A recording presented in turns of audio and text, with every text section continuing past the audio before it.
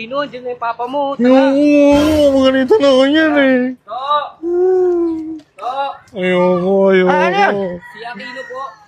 Ang aga pa, ba't kayo umuwi? Nagkating kayo? Hindi po, Nagkating kayo? Hindi ba? Ano yun? Ba't dito kagad? tumakay po siya sa short eh. Ano? Ito po, ang baho niya nga ako eh. Gagahit papa mo. Pumasok ka rito. Bag ko. Pumasok ka rito. Sabi sa'yo, wag na ako eh. Sana mo yung gate!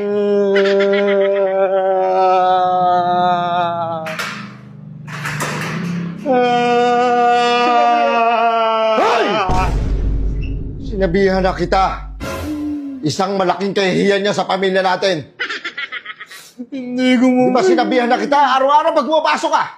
Ano sinasabi ko sa'yo? Ha? Ano? Sabi ko sa'yo, Papa, kahit wala kang honor, kahit wala kang matanggap na award, kahit ano pa yan, kahit huwag ka mag-valedictorian, huwag ka lang tayo sa short. Kasi once na tumahay ka sa short, maaalala ka ng tao.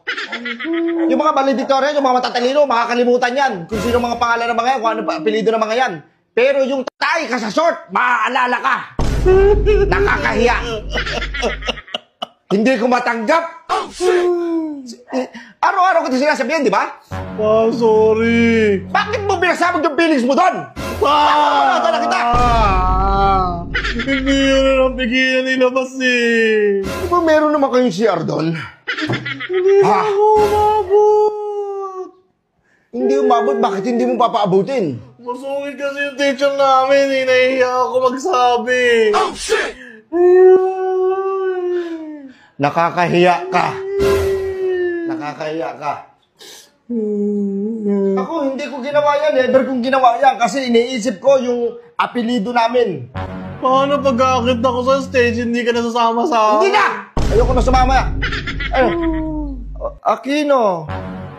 Akit ka dun. Ano? Ay, yun yung tumakay. Oh, ano na ngayon? Ano na ngayon?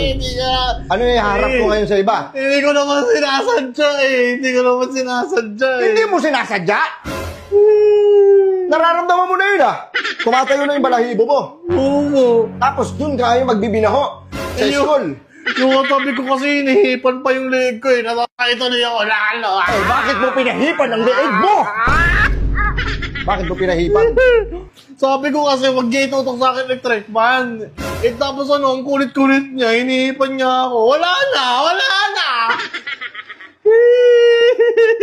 Hindi ako nagulang sa'yo ng paalala, anak. Pinapatawa. Sinabi ko sa'yo,